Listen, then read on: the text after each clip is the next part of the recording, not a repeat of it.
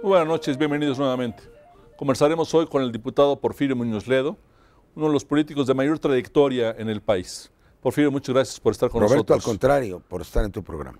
Creo que además de toda la participación, secretario de Estado, líder de su partido, de dos partidos nacionales en su momento, legislador en varias ocasiones, usted ha tenido una preocupación muy consistente en la necesidad de reformar la política en México, de reformar el Estado.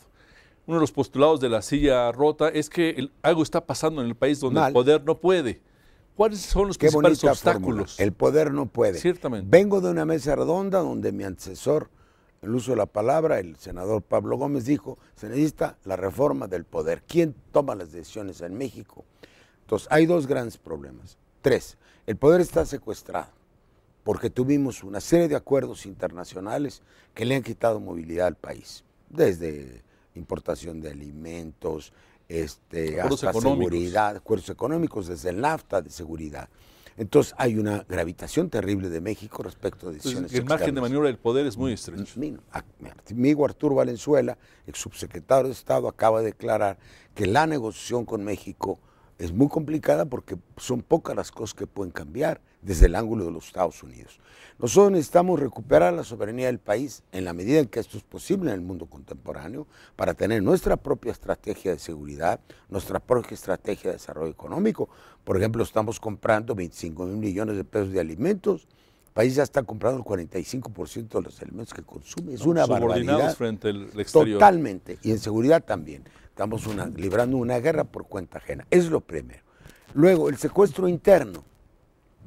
Aquí los poderes fácticos son sumamente poderosos, la radio y la televisión comercial, las grandes empresas, los monopolios, la oligarquía.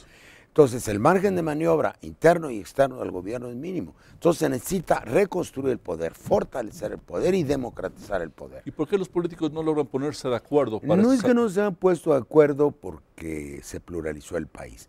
El país tuvo dos momentos plásticos, 76, 96, donde negociamos con Zedillo después de la crisis económica, la creación de la independencia total del IFE, la creación del TRIFE y el órgano electoral que nos dio pluralismo, cuando menos, la rotación de los partidos en el poder. Le quitamos el carácter de partido hegemónico al PRI en el 97, cuando asumí yo la dirección de la Cámara de Diputados por la oposición. Primer informe que respondía a la oposición, ellos dejaron de controlar la Cámara, entonces. Y luego vino la alternancia. Cuando vino la alternancia con Fox, nos encargan, a mí en lo personal, una gran comisión de la reforma del Estado. Presentamos 180 propuestas de reforma en 6 grandes capítulos y Fox se la pasó. Sí, los dejó la ahí. Superficialidad de Fox, su banalidad, los intereses económicos a los que sirvió y su irresponsabilidad, sus ambiciones menores, hicieron que se fuera por la borda. Desde entonces no hay acuerdo político porque no hay quien convoque. Imagínate que Calderón llame un acuerdo político, pues nadie le va a hacer caso. Ya no puede convocar. El país perdió legitimidad, el gobierno perdió legitimidad.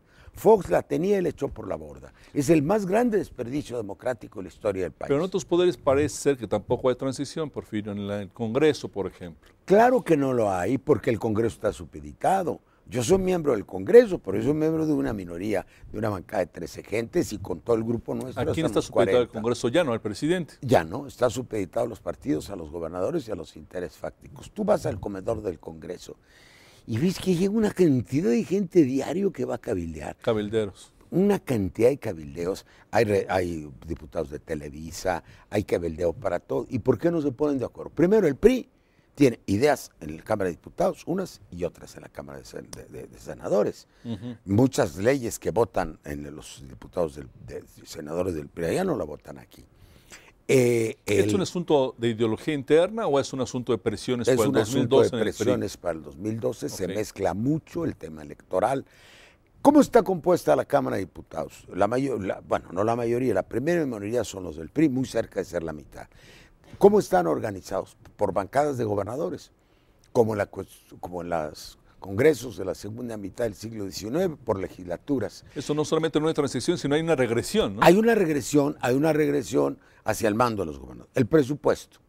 El gobierno saca su presupuesto en términos generales y el PRI le da apoyo para que le dé a sus gobernadores. Ese es el fondo del problema. Son acuerdos de recámara. De repente se pelean y viene la violencia intrafamiliar, como aquella debate que si Beatriz Paredes había firmado o Enrique Peña Nieto, un pacto para que le pasaran las leyes fiscales a cambio de no hacer alianzas electorales. Entonces, un sistema corrupto donde no hay poder, un grupo de intelectuales, no hay quien ejerce el poder público. Grupo de intelectuales y actores políticos hemos replanteado, por ejemplo, no es el único problema, el tema del gobierno de gabinete. Es decir, que haya un gobierno de mayoría, como que la Cámara de Diputados elija un gobierno. Sería una reforma de profundidad, pero ni siquiera se ponen de acuerdo en reformas menores. No curiosamente, la tesis que sostuve, y tenía yo razón, lo probó el tiempo, es que se pueden hacer reformas mayores y a veces no se pueden hacer reformas menores, porque la reforma mayor requiere una convocatoria política de un jefe de Estado. Mira, por ejemplo, estamos terminando la nueva Constitución del Estado de Guerrero, la vamos a presentar el 13 de septiembre, yo me voy mañana a Chilpancingo, y hemos probado que hablando con los actores, pero con una iniciativa clara, con una mentalidad lúcida sobre lo que el país necesita, la gente jala. Mira, el día 5 de febrero del 2001, Fox hizo una reunión en Palacio Nacional y ahí presentó en rasgos generales el proyecto de una nueva constitución. Habló de refundar la República. Yo tuve que ver en esa... Todo el mundo aplaudió. Se pararon todos los gobernadores, los estoy viendo otra vez.